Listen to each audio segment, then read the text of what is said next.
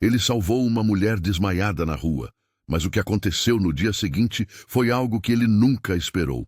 Um bilionário, acostumado a ter tudo sob controle, viu seu mundo virar de cabeça para baixo ao se deparar com uma conexão inesperada. O poder do dinheiro poderia resolver qualquer problema, mas e quando o coração é o verdadeiro campo de batalha? Prepare-se para uma história que vai mexer com suas emoções. A vida tem um jeito cruel de testar até os mais fortes. Letícia, uma mulher de coração gigante, dedicava seus dias a ensinar crianças, moldando futuros com paciência e amor.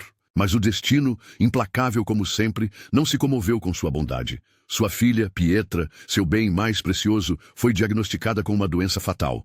A partir dali, nada mais importava. O dinheiro que não tinha, ela arranjaria. O conforto que possuía, abriria mão sem pensar duas vezes. E assim fez. Vendeu tudo, apostou suas últimas fichas na esperança. Mas a vida não joga limpo, e Letícia perdeu. O luto não avisa quando vai chegar, nem quando vai embora. Ele apenas se instala silencioso e suga tudo ao redor. Letícia, agora sem sua filha, sem um lar, sem nada além da dor, vagava pela cidade como uma sombra do que já foi. O dinheiro, que muitos veem como sinônimo de poder, para ela tinha sido apenas um fantasma inalcançável. Não havia mais emprego, não havia mais planos. Apenas a lembrança de Pietra, estampada nas páginas de um diário surrado, que Letícia segurava como se fosse a única coisa que a mantinha respirando. Dizem que um homem rico pode perder tudo e ainda assim se reerguer. Mas uma mãe que perde um filho, essa jamais será a mesma. A rua não era um destino, mas uma consequência. Ninguém acorda um dia e decide viver sob marquises, pedindo trocados que ninguém quer dar. E Letícia, que antes ensinava crianças sobre sonhos e futuro, agora só queria sobreviver mais um dia. O amor que um dia encheu sua casa agora era apenas um eco distante, um sussurro no frio das madrugadas sem teto. O tempo, implacável, continuava a correr. A cidade seguia seu curso, indiferente à dor de uma mulher que perdeu tudo. Mas o destino, que tantas vezes lhe virou as costas, ainda tinha cartas na manga. Porque a vida, apesar de cruel, gosta de brincar com as possibilidades. A rua não acolhe, apenas engole. Para quem nunca precisou dormir no frio, parece um mundo distante, mas para Letícia, agora era a única realidade. Cada noite era uma batalha contra o vento gelado, a fome insistente e os olhares de desprezo. O dinheiro, que um dia foi ferramenta, agora era só uma lembrança distante. Entre tantos rostos anônimos, ninguém parecia enxergar aquela mulher que, até pouco tempo, ensinava crianças a escreverem seus nomes. Agora, sua única companhia era um caderno envelhecido, recheado com a caligrafia de Pietra e os sonhos que nunca se tornariam realidade. Nos primeiros dias, Letícia ainda tentava se agarrar à dignidade. Pedia ajuda com voz tímida, acreditando que talvez alguém pudesse se compadecer. Mas o mundo não tem tempo para histórias tristes. Quando o dinheiro não está no bolso, as pessoas perdem a paciência. Aprendeu rápido que a piedade tem prazo de validade. Então, ela parou de pedir e começou a apenas existir, se tornando invisível, uma sombra entre as sombras. E então veio a chuva. Não aquela garoa passageira, mas uma tempestade que parecia querer lavar a cidade inteira. O frio cortava como lâmina e o cansaço pesava.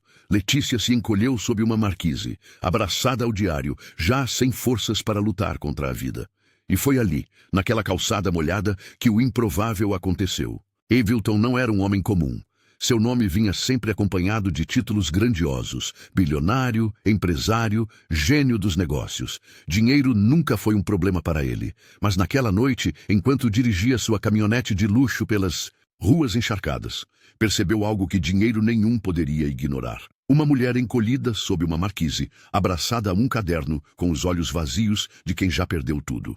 Ele não era o tipo de homem que parava para estranhos, mas alguma coisa naquela cena o fez diminuir a velocidade. Havia algo ali que ele não conseguia simplesmente ignorar. A janela do carro desceu e a voz firme de Avilton cortou o barulho da chuva. "Você precisa de ajuda?" Letícia, acostumada a abordagens pouco amistosas, demorou a responder. Homens raramente ofereciam ajuda sem esperar algo em troca, e a experiência lhe ensinara que confiar era um luxo que não podia mais se dar. Mas havia algo diferente naquele homem. O tom não era de pena, mas de sinceridade. E sinceridade era algo que há tempos ela não via nos olhos de ninguém. Ela hesitou. Orgulho ainda existia, mesmo quando tudo já foi perdido. Mas o corpo cansado e o frio implacável venceram a batalha interna. Só por uma noite, respondeu, com a voz rouca de quem já não esperava nada da vida. Avilton não discutiu, apenas abriu a porta do carro e esperou. Letícia entrou, sentindo o calor do estofado, o cheiro do couro caro, a diferença gritante entre os mundos que os dois habitavam. Para ele, dinheiro significava conforto e poder.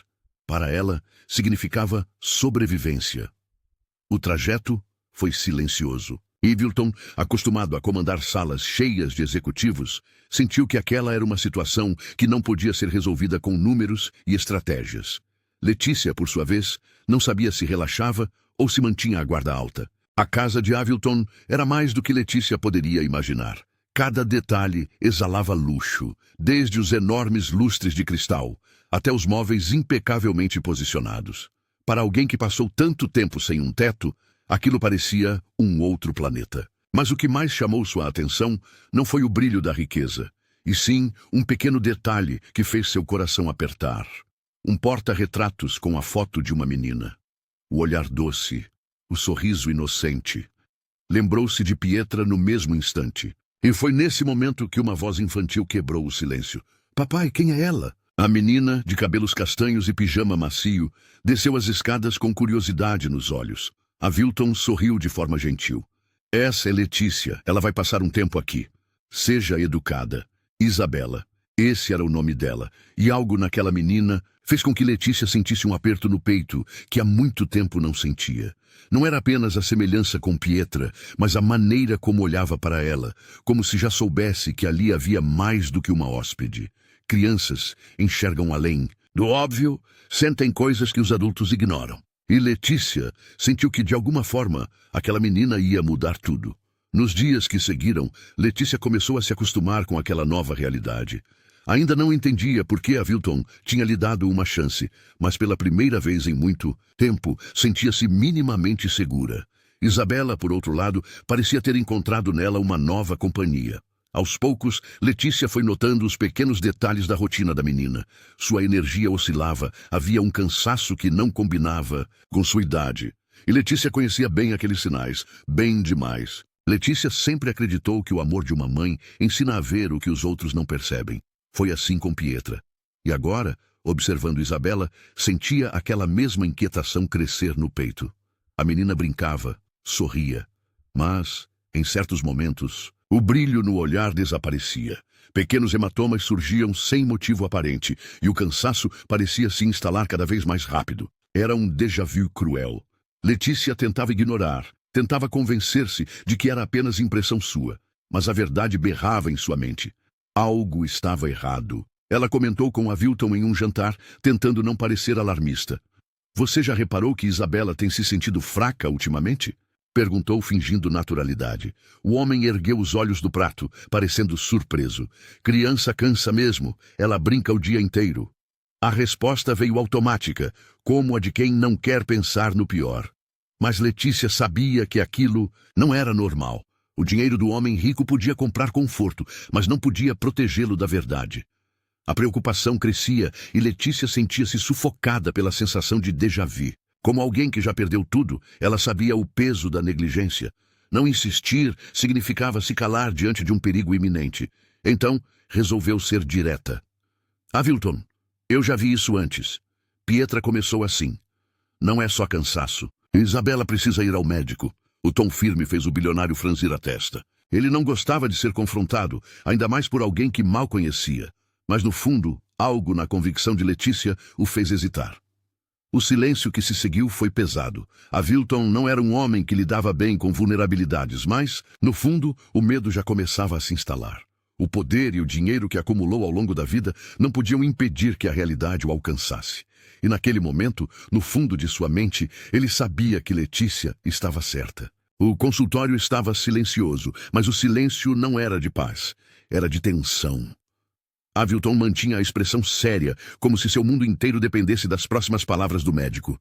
Letícia, ao seu lado, já sabia o que estava por vir.